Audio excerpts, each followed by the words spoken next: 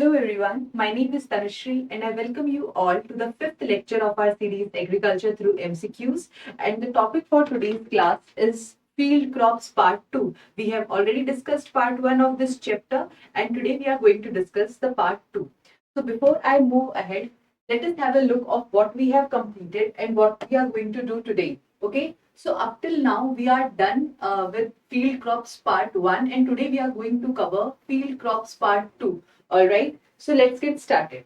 So the first question for today's class is, which of the following is the scientific name for the Indian dove or the club beet, right? So you have to tell the scientific name. Scientific names are an important topic. Like you can get one or two questions from this topic. However, it is not necessary that you have to remember the scientific name of each and every crop. Try remembering it for some important crops such as wheat, rice, maize, etc. Alright, so here are your options and tell me the correct answer for this question.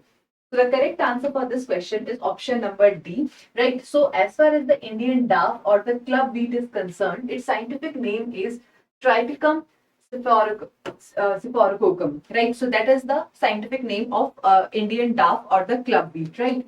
So see students, as far as the wheat is concerned, it belongs to the family Graminae Poaceae, right? So you try remembering the family name as well. Family, it won't be very difficult for you because a lot of crops, they fall in one family only. So you can make a table wherein you can write the name of the family, and below that you can write all the different crops which belong to that family, right? So in that way it will be very easy for you to remember crops belonging to a particular family, right? Now, as far as the scientific names are concerned, different types and varieties of wheat have different names. But just remember that as far as the wheat is concerned, this triticum, it is the common part here. So you can remember it with that. All right. Now let's move to the next question. It says that which of the following countries have largest area under rice cultivation, right? So the correct answer for this question is option number B, India, right? So as far as the area under cultivation is concerned, it is the India which has the highest area under cultivation for rice, right? Now let's come and discuss certain other things about the rice. Again, rice, it originated in the India-Burma region. Its scientific name is Oryza sativa, right? Oryza sativa is the scientific name of the rice. And then as far as the geographical distribution is concerned, maximum rice growing area is in the Asia, right? If we consider the continental wise distribution, then it is in the Asia where we have the maximum rice growing area.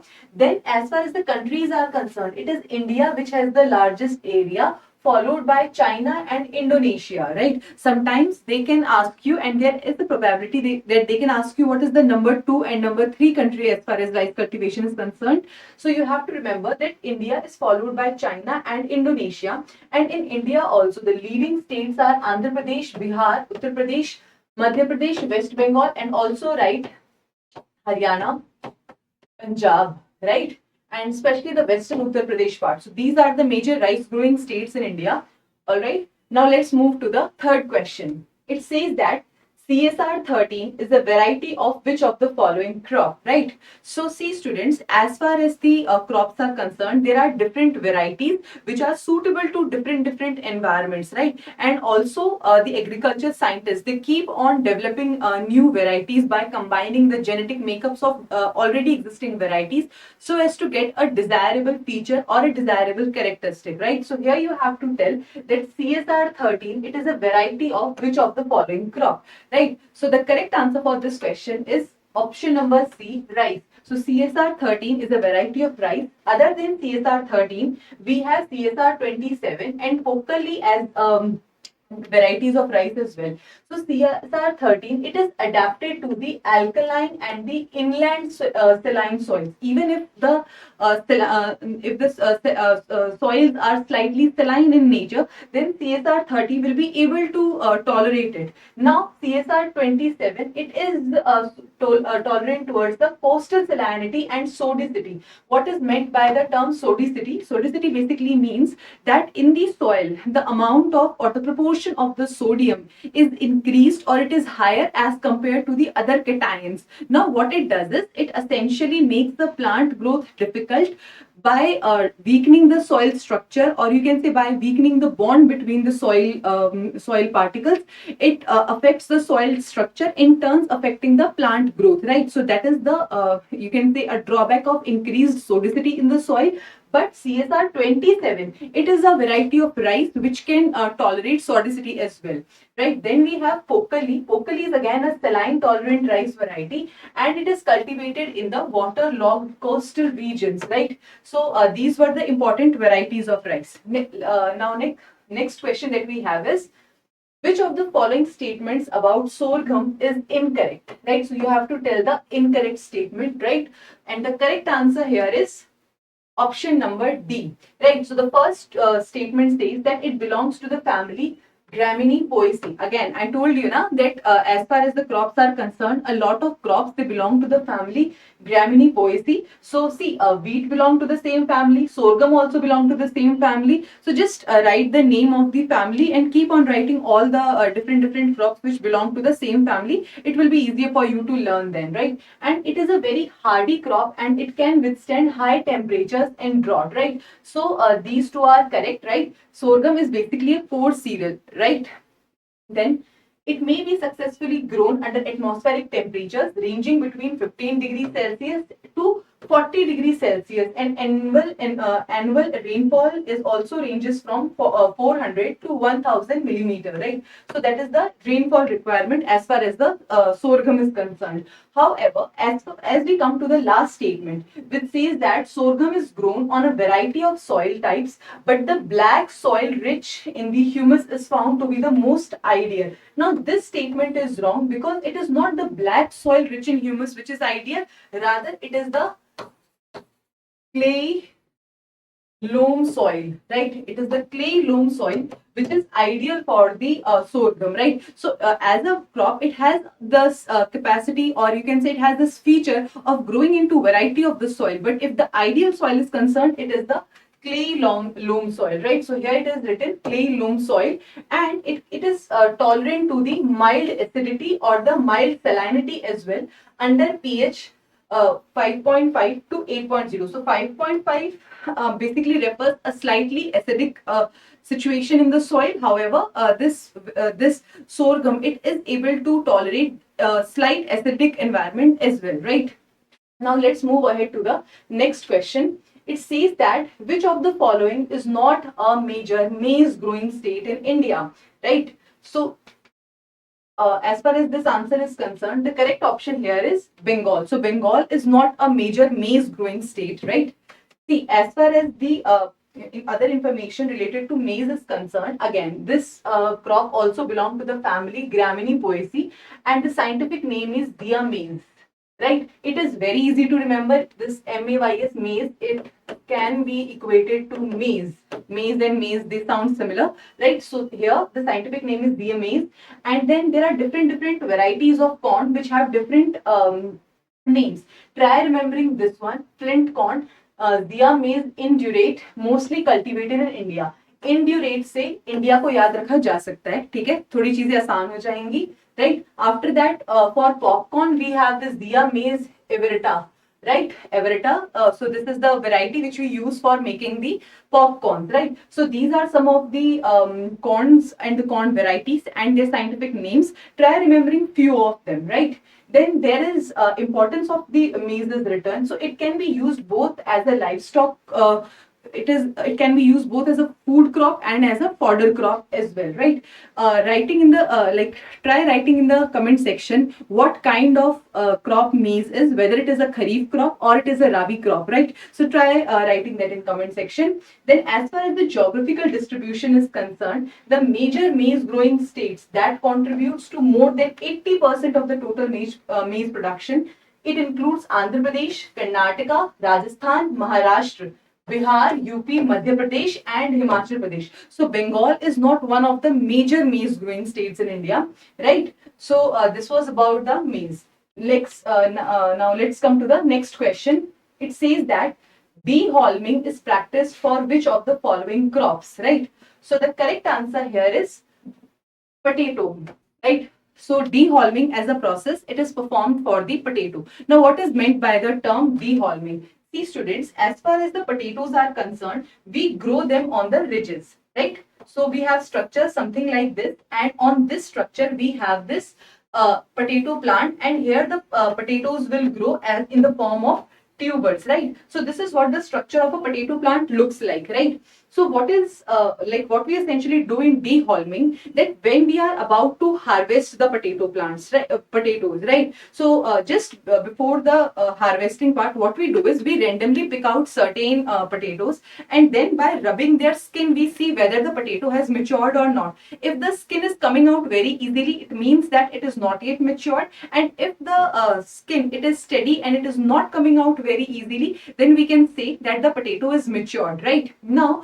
to make sure that the potato matures in a good manner, the tuberization happens in a good manner, to make sure that the skin it gets steady and it does not get removes very easily, right? We do the practice of deholming. In the deholming, what we do is we remove this upper part, right? So this entire upper part it is removed, and only the tubers are kept in the soil, so as to improve the tuberization, right? So as to improve the maturity of the potatoes, right? So that is the process of deholming, and we practice it in the potato crops, right? So like as you can see here, this person, so the upper part of this potato plant it has been removed, and it is removed in this manner, right? So that is about the deholming.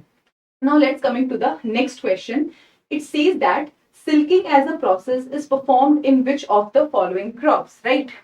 So silking, it is essentially performed in the maize. Now, what is meant by the term silking? Let me explain you. See students, as far as the maize is concerned, it looks something like this. So in the maize, in the corn plant, you have seen that these silk, these threads come out, right? जिसे कहा जाता है मक्के के बाल, right? तो उस these silk they come out of the potato. Sorry, they come out of the maize, or you can say the ear of the maize plant, right? So they came outside from this maize plant. Now, what essentially happens is that these silks they are attached to the ovules in the ear, right? So each of this maize it is attached to the ovule or the ovary, you can say, and it is a potential kernel, right? So if this silk it gets a pollen grain, if it gets fertilized, only then it will form a kernel, and from where it will be fertilized. So on the maize plant, here we have the tassels, and in these tassels we have the pollen grains, right? So these silks they essentially what they do is they capture these pollens, which in effect will fertilize the ovaries, and then we will have the kernels in the maize plant, right? So this is what we meant by the term silking. I hope this much is clear to you. Let's move ahead to the next question. Among the cereals, highest quantity of minerals is found in which of the following crops? So the highest quantity of minerals is essentially found in the crop bajra, right? So as far as the bajra is concerned, it also belongs to the family Gramineaceae, right? And the scientific name is Panicetum glaucum, right? And the highest quantity of minerals, 2.7% is found in the bajra among all the cereals, right? And as far as this crop is concerned, it is grown all over the India except Assam and part of Northeast India. It is basically a drought resistant crop, right? Even in the areas which have less water, you can grow this crop. In my area, I belong to Rajasthan. This crop is grown like extensively. Every year we grow this crop, and I think as far as this geographical distribution is concerned, the highest area under production is also in the state of Rajasthan only. All right. So let's move to the next question. Pegging is a unique feature of which of the following crops, right? So pegging is associated with the crop groundnut. Now, what essentially happens in the process of pegging? Let's see. See students, as far as the groundnut is concerned, it has a very unique way of growing, right? And this will tell you how fascinating nature can be, right? See, in the groundnut plant, what essentially is that you have sown the seed, and then when the seed will germinate, this plant will grow, right? Then it will start having these flowers. So groundnut, it has these yellow flowers. See, upon what happens is after these flowers they mature, what they essentially do is they wilt and they starts growing downwards, right? So this you can say this peg kind of structure it emerges, and this plant, or you can say this flower, it wilts and it starts growing downwards, right? Afterwards, it buries itself into the soil, and here the groundnut will form, right? So here the groundnut will form, right? So this is essentially the process of pegging, where the flower it wilts down and it grows downwards and buries itself into the ground, and then the groundnuts will form, right? So that is the process of pegging, right? And here we have the groundnuts which grows underground, right? Because the flower it buries itself down. If we are not going to harvest this groundnut, it will grow into a plant here itself, right? It will develop into a new plant, right? So that is the growing process of groundnut, right? So pegging, it is associated with the groundnut. Let's move ahead to the next question. It says that jerking is carried out for which of the following crops, right? So jerking is carried out for the no, the answer here is option number A, Bajra. Jerking, it is not carried out for maize, it is carried out for Bajra. I'm sorry for the wrong answer which has been written here. Okay. So now, as far as the jerking is concerned, what essentially happens in the process of jerking is that when we sow the bajra seeds, then certain plants, or you can say certain plants in the entire field, they start having flowers earlier, right? So there, in the process of jerking, we try to get the synchronization in the flowers so that pollination happens better and we can get the better yield out of that crop, right? So therefore, jerking is associated with the crop of bajra, wherein we try to synchronize the flowering part of all the plants, right? Okay, so with this, we are done with the entire 10 MCQs for today. Let's move to the 13 homework questions that I have for you. So the first homework question says that topping as an agriculture practice is performed for which of the following crops, right? So you have to write down the answer. Then what is meant by the term logging, right? So what is meant by the term logging, you have to tell it, okay? So we are going to discuss the answer for these questions in the next class. And before we finish the class, let's discuss the answer of homework questions which I gave to you in the previous class, okay? So the first question for the previous homework question was, which of the following is known as the king of pulses? So the king of pulses is chickpea, right? Okay. Now the second question is, which of the following is known as the king of oil seed? As far as the oil seed is concerned, it is the groundnut which is known as the king of oil seeds. Right? So with this, we come to an end of our today's lecture. So up till now, we are done with 5 lectures. Introduction to Agriculture, Principles of Agronomy Part 1, Part 2, Field Crops Part 1, Part 2. And the next chapter we are going to cover in the next class, it is the organic farming, right? Organic farming, it is not a very detailed chapter, although the chapter is important, the concepts are important, but it is a very short chapter. Alright, so we are going to cover that in the next class. Okay. So if you are new to our YouTube channel and you have not subscribed to our YouTube channel yet, then please do subscribe it. And if there is any feedback regarding this lecture, and if there is any point where you want me to improve, please write that down in the comment section below. Okay, and for the PDF and all the related announcements, you can join our Telegram channel as well, right? Okay, so with this, we come to an end of our today's class. Thank you for being there with me. See you soon in the next class.